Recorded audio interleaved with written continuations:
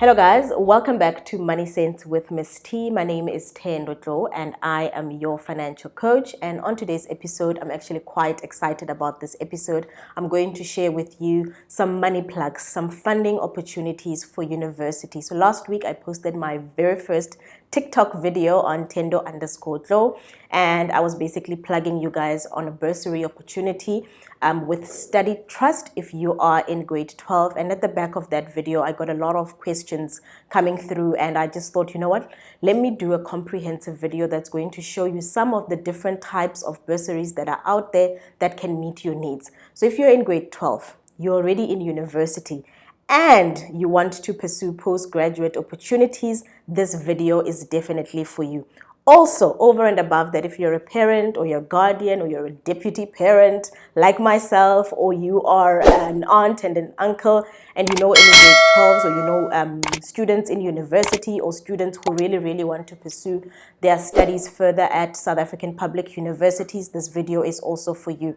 One last thing that I do want to say is most of these bursary opportunities that I'm going to share today, the applications are closing on the 31st of October, so please start now if you have not already started the process of applying, right? Let's not wait for next year when the results are out and we are excited and the universities have accepted us, but then we realize that we actually don't have any funding plans and the bursary opportunities are now closed.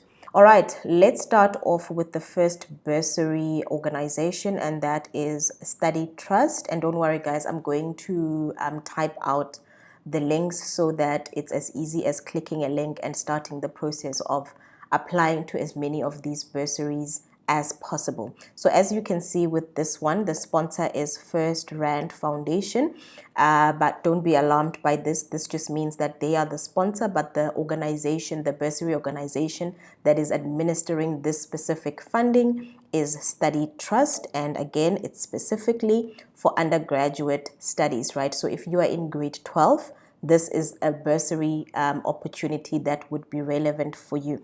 And when you go onto these platforms, guys, the information that is given is typically the same, right? So it will tell you which degrees this specific bursary will fund. And in this instance, it's telling you that it's commerce, and then it's giving you additional information on what constitutes commerce, engineering, science, and technology.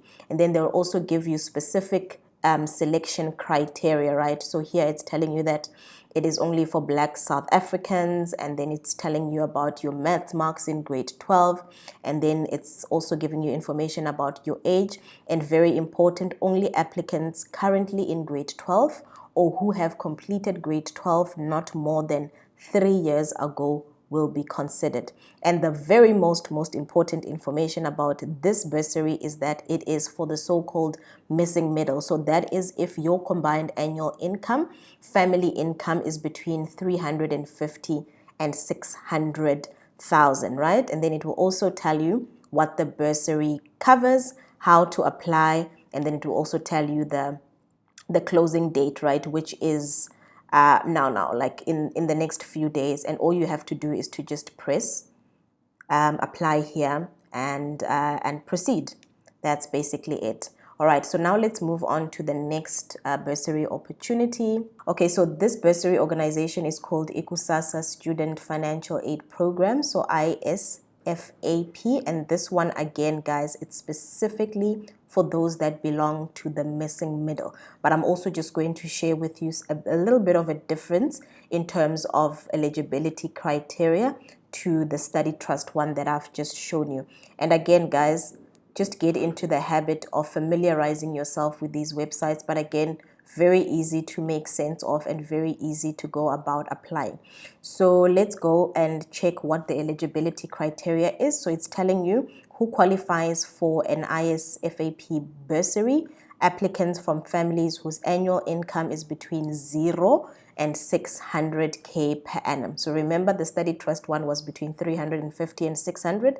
So this one is saying 0 to 600, and you definitely have to be a South African citizen. So this is what I just wanted to flag in terms of this specific bursary opportunity. All right, so the next bursary opportunity that I'm going to share is called the Tomorrow Trust, And this one has two specific bursaries that have two distinct criteria that I want you to be aware of. So if you go onto the website, you will see there's the first one that says this is the undergrad bursary, and it tells you exactly what they are looking for. So this bursary is open to students in matric, so if you are in grade 12, for students, so if you're already in university, already studying at university, but only those at the following universities for 2023 should apply. If you're at Wits, UJ, Stellies, UCT, Rhodes, and UP.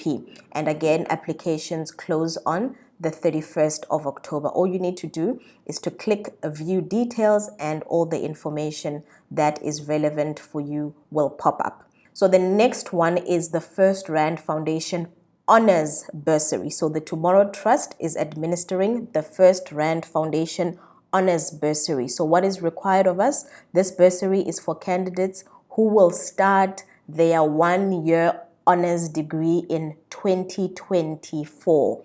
For those of you who are already graduates, so you already have an undergraduate degree and you want to further your studies by doing honors, this is a bursary opportunity that is specifically open for you guys. All right.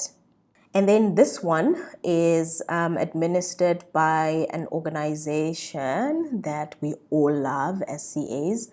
It's called the African Women Chartered Accountants, ORCA. And again, very important to understand what the requirements are.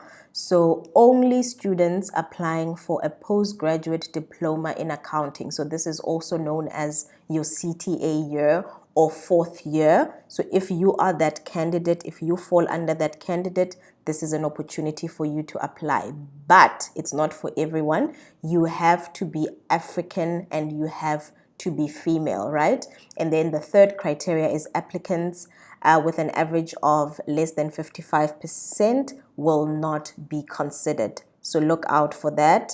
And again, this one closes on the 10th of November, so we still have a little bit of time, but please don't wait for too long before you start applying for these bursaries, because again, and I'm going to talk about this in a bit, you're going to need to collate a few supporting documents, and it's better when you have time to prepare for these things. All right. And then the last one, and I think this one is quite unique and different. It's with the Mondli Foundation. And if we go to bursary program, if we just scroll, it tells you what the bursary offers. I think that's information that we can all sort of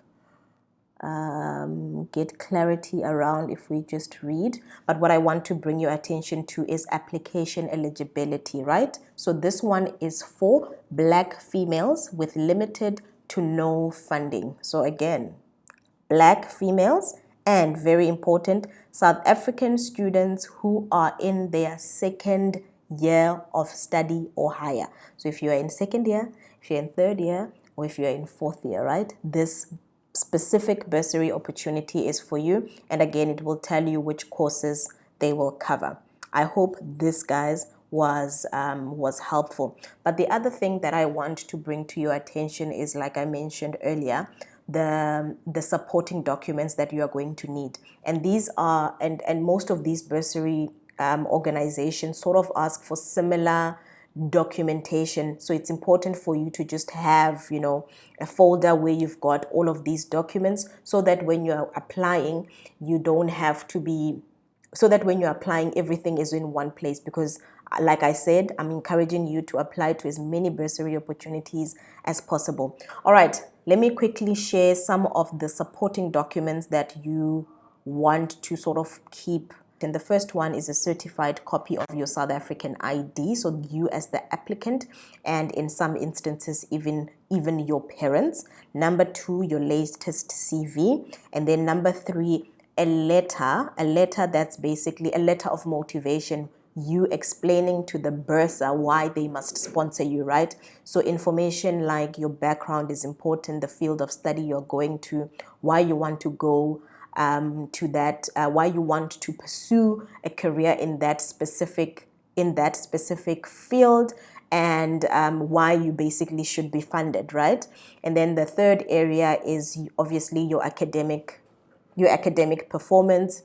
So if you are in grade 12, probably your grade 11 marks or your mid-year marks, your mid-year grade 12 marks. If you're already in university, your transcripts. If you're already if you're already a graduate, again, your transcripts and perhaps even your degree. And then lastly, financial information of proof of funding, not proof of funding, or rather proof of funds, right? So your parents' pay slips, as well as SASA statements also are an important part of the application. So just always have these documents in sight, so that in a safe place, so that all you're doing with every application is you're just